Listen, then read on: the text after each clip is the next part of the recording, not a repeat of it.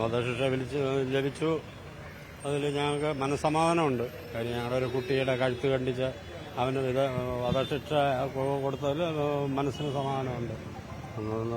പിന്നെ അതിന്റെ ഭാഗത്ത് പ്രവർത്തിച്ച പോലീസുകാരൊക്കെ കണ്ടവാനം കഷ്ടപ്പെട്ടിട്ടാണ് ഇവനെ ഈ ലെവലിൽ കൊണ്ടുവന്നത്. അതുപോലെ വക്കീൽ സാറ് അദ്ദേഹം രാത്രിയും പകലുമൊന്നും ഇല്ലാതെ കൊണ്ട് ഞങ്ങൾക്ക് വേണ്ടി പ്രവർത്തിക്കുകയായിരുന്നു. അതിൽ അവർക്ക് ഞങ്ങള അഭിനന്ദനങ്ങളുണ്ട്. ദുഃഖം മാറിയില്ല, ദുഃഖം മാറാൻ ഇനി കഴിയില്ല. ഇനി നമ്മളെ മരണകാലം വരെയും ദുഃഖം മനസ്സിൽ കിടക്കുകയുള്ളൂ. കാര്യം ഏറ്റവും നല്ല സ്നേഹമുള്ള ഒരു മോളായിരുന്നു. ഞങ്ങളുടെ അടുത്ത് നല്ല എല്ലാവരുടെ അടുത്തും അവൾ വളരെ സാമ്യമായിട്ട് എല്ലാവരുടെ അടുത്തും പെരുമാറുന്നതാണ്. അവർക്ക് നാട്ടിൽ അവിടെ തന്നെ ഇഷ്ടം പോലെ കൂട്ടുകാരും ഒക്കെ ഉള്ളതാണ്. കാര്യം എല്ലാവരുടെ അടുത്തും സാമ്യമായിട്ട് ഇടപെടുന്ന ഒരു കുട്ടിയായിരുന്നു. മാല കൊണ്ടുപോയെങ്കിലും ഞങ്ങൾക്ക് സങ്കടമില്ലായിരുന്നു. കൊച്ചിനെ കൊന്നു പറഞ്ഞു. അതിനിപ്പോൾ ഞങ്ങളെ മരണകാലം വരെയും ആ സങ്കടം നിലനിൽക്കുകയുള്ളൂ. പേരൂർക്കാട് സർക്കിൾ ഇൻസ്പെക്ടർ സജികുമാർ, അദ്ദേഹം ഇപ്പോൾ റിട്ടയർഡ് ഉദ്യോഗസ്ഥരാണ്. അദ്ദേഹം എങ്ങനെയാണ് ഈ പ്രതിയിലേക്ക് എത്തിയെന്ന കാര്യമൊക്കെ അദ്ദേഹം വിശദീകരിക്കും. എങ്ങനെയാണ് സാർ ഈ ഒരു പ്രതിയിലേക്ക് എത്താനുള്ള സാഹചര്യം?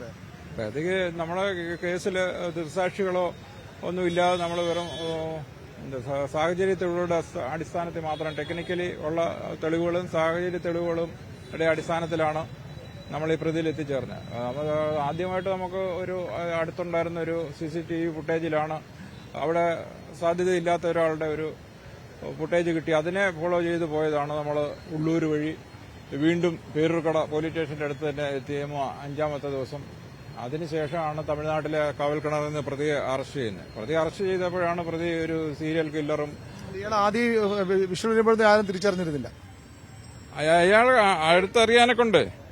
അയാൾക്ക് പിന്നെ ഇവിടെ ബന്ധുക്കളൊന്നും ഇല്ലല്ലോ. ഇയാളാകെ ഹോട്ടലിൽ ജോലി ചെയ്യും, ഇയാളുടെ കിടക്ക സ്ഥലത്ത് പോയി കിടക്കും എന്നുള്ളതേ ഉള്ളൂ. മറ്റു ബന്ധങ്ങളൊന്നുമില്ല. അത്ര ഈ നാട്ടിൽ ഇയാൾക്ക് വലിയ ബന്ധങ്ങളൊന്നും ഇല്ലാത്ത ഒരു ഒതുങ്ങി കഴിയുന്ന ഒരു സ്വഭാവക്കാരനാണ്. അങ്ങനെ ഈ പ്രതിയെ അറസ്റ്റ് ചെയ്ത് കഴിഞ്ഞപ്പോഴാണ് ഇങ്ങനെ പരമ്പര തന്നെ നടത്തിയിട്ടുള്ളത്. മുൻപ് എക്സ്പീരിയൻസ് ഒക്കെ ഉള്ള ആളാണെന്ന്. അപ്പോൾ അങ്ങനെ വന്നപ്പോൾ അതിന്റെ പശ്ചാത്തലത്തിൽ പ്രതി നമ്മളോട് കേസ് അന്വേഷണത്തിൽ ആദ്യഘട്ടത്തിലൊന്നും സഹകരിക്കാതെ ഇങ്ങനെ നിൽക്കുകയായിരുന്നു. അത് കഴിഞ്ഞ് പിന്നെ കുറച്ച് കഴിഞ്ഞപ്പോഴാണ് നമ്മൾ എല്ലാവിധ തെളിവുകളും മുന്നിൽ ഹാജരാക്കിയെങ്കിൽ മാത്രമേ ഓരോ സംഭവങ്ങളും സമ്മതിച്ച് പറയുള്ളായിരുന്നു. അത് അങ്ങനെ നമ്മൾ ബുദ്ധിമുട്ടിയാണ്. വളരെയേറെ ഹാർഡ് വർക്ക് ചെയ്താണ് ഈ പ്രതിയെ കുറ്റസമ്മതം നടത്തുകയും പ്രതിയുടെ ചാർജ് ഷീറ്റ് തയ്യാറാക്കുകയൊക്കെ ചെയ്തത്. ചാർജ് അന്വേഷണം എന്ന് പറഞ്ഞാൽ 3 സ്റ്റേറ്റുകളായിട്ട് നിരന്തരമായിട്ട് ഒന്നിടവിട്ട ദിവസങ്ങളിൽ നമ്മൾ തമിഴ്നാട്ടിലും കേരളത്തിലും ഒക്കെ പോയാണ് എവിഡൻസ് എല്ലാം കളക്ട് ചെയ്തിട്ട് ബാങ്കുകൾ, അവിടെ പണയം വെച്ച കെട്ടിടങ്ങൾ, മറ്റ് സാക്ഷികളെ പൈസ കൊടുത്തവര്, പിന്നെ റൂം റെന്റിനെടുത്ത അവരുടെ കയ്യിലെല്ലാം കൊടുത്ത പൈസകളെല്ലാം തൊണ്ടി മുതലായിട്ട് നമ്മൾ തിരിച്ച് എടുത്ത് കോടതി മുമ്പാകെ സമർപ്പിക്കുകയുണ്ടായി. കോടതി അത് പ്രോസിക്യൂഷൻ അതേ വികാരത്തിൽ കോടതിക്ക് മുമ്പ് അവതരിപ്പിക്കുകയും ചെയ്തിട്ടുണ്ട്. കോടതി ആ ഒരു പശ്ചാത്തലം അതേ രീതിയിൽ മനസ്സിലാക്കുകയും ചെയ്തിട്ടുണ്ട്. കോടതി അപ്പോൾ നമ്മുടെ അന്വേഷണത്തെ പറ്റിയൊക്കെ വിധിയിൽ പറഞ്ഞിട്ടുണ്ട്. നല്ല രീതിയിൽ അന്വേഷണം നടത്തി എന്നുള്ള വിവരങ്ങളൊക്കെ. രീതി എങ്ങനെയായിരുന്നു ശരിക്കും ഇവന്റെ ഒരു ഈ കൊലപാതകങ്ങളിലെ മോഷണത്തിലേക്ക്? എല്ലാം പിന്നെ വായി പൊത്തിപ്പിടിച്ച് കഴിയിലെ വോക്കൽ കോഡ് മുറിച്ചുള്ളതാണ്. അതായി കഴിയുമ്പോൾ പിന്നെ സംസാരിക്കത്തില്ലല്ലോ.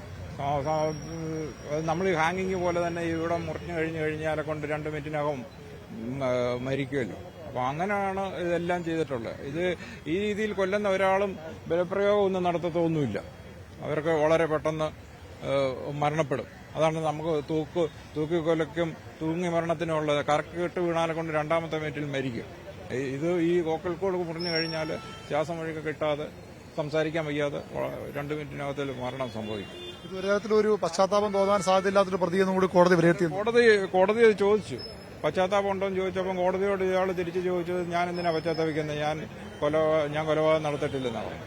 എനിക്ക് പശ്ചാത്താപമൊന്നും ഇല്ലെന്ന് പറഞ്ഞു. കോടതി കഴിഞ്ഞ ദിവസം ചോദിച്ചു, നിങ്ങളെ കുറ്റക്കാരനാണെന്ന് പറയുന്നു, പ്രോസിക്യൂഷൻ പറയുന്നു നിങ്ങളെ തൂക്കിക്കൊല്ലണമെന്നാണ് പറയുന്നത്, നിങ്ങൾക്ക് എന്തെങ്കിലും പറയാനുണ്ടോ എന്ന് ചോദിച്ചപ്പം നിഷേധ രീതിയിൽ ഞാൻ ഒരു കുറ്റവും ചെയ്തിട്ടില്ലെന്നും എന്നെ എന്തിനാണ് പണിഷ് ചെയ്യുന്നത്, ഞാൻ ഒരു കുറ്റവും ചെയ്തിട്ടില്ല, പിന്നെ പശ്ചാത്തപിക്കേണ്ട ഒരാവശ്യമില്ല എന്നുള്ള നിഷേധ സമീപനമാണ് ഇപ്പോഴും പ്രതി സ്വീകരിക്കുന്നത്. മറ്റ് കേസുകളുടെയൊക്കെ ഒരു സ്റ്റാറ്റസ് എന്താ? മറ്റു കേസുകൾ ഇപ്പം ചാർജ് കൊടുത്തിട്ടുണ്ട്. തമിഴ്നാട്ടിലെ 3 മർഡർ കേസിൽ ഞാൻ സാക്ഷിയാണ്. ഞാൻ ഈ കേസ് അന്വേഷണം നടത്തിയതിന് ശേഷമാണ് അവിടെ ചാർജ് കൊടുത്തിട്ടുള്ളത്. അപ്പോൾ ഈ ക്രൈം കൂടെ ഉൾപ്പെടുത്തിയാണ് അവർ കൊടുത്തേക്കുക. അപ്പോൾ അങ്ങനെ ഞാനും ആ സാക്ഷിപ്പട്ടികയിലുണ്ട്. 4 കൊലക്കേസാണ് ചെയ്തിട്ടുള്ളത്. അതിൽ 3 സ്ത്രീകളാണ്. പുറത്ത് വിട്ടാലും സ്ത്രീകൾക്ക് ശല്യമാണ്. ഇവിടെയും നമ്മൾ ഇയാളെ ആദ്യം കാണുന്ന CCTV ഒരു സ്ത്രീയെ ഫോളോ ചെയ്ത് പോകുന്നതാണ്. അവര് തെറ്റിപ്പോയപ്പോഴാണ് ഈ അവിടെ നിൽക്കുന്ന വിനീതയെ കൊലപ്പെടുത്തിയിട്ടുള്ളത്. ചേർത്ത് നിൽക്കാൻ പറ്റാത്ത ആളുകളെ, ദുർബല ആൾക്കാരെ കീഴ്പ്പെടുത്തുക എന്നുള്ള അതെന്നല്ല. ഇയാളിപ്പോ മറ്റുള്ളവരും ഒരാളൊരു ഒരാള് പുരുഷനായിരുന്നല്ലോ. ഇവര് കണ്ട ആളിനെ ഇയാളെന്ന് കൊന്നു എന്നുള്ളതാണ്. അങ്ങോട്ട് പോയപ്പോൾ അവിടെ വിനീതയെ കൊന്നു. വേറൊരാളെ ഫോളോ ചെയ്താ പോയത്. അവര് മറിഞ്ഞുപോയി. എവിടെയോ മറിഞ്ഞു കഴിഞ്ഞപ്പോഴാണ് ഈ പൂക്കടയിൽ വെള്ളം ഒഴിച്ചുകൊണ്ട് ഇവര് നിൽക്കുന്നത് കണ്ട്. അങ്ങനെയാണ് വന്നത്.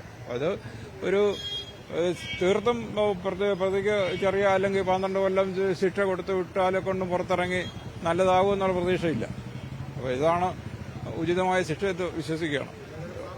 അഭിനന്ദനം. Okay, thank you. അതുതന്നെയാണ് അത്രയേറെ അപകടകാരിയായ ഒരു കുറ്റവാളി, ക്രിമിനൽ തന്നെയാണ് രാജേന്ദ്രൻ. അതുകൊണ്ട് തന്നെയാണ് ഇത്തരമൊരു ശിക്ഷ അയാൾക്ക് നൽകിയത്.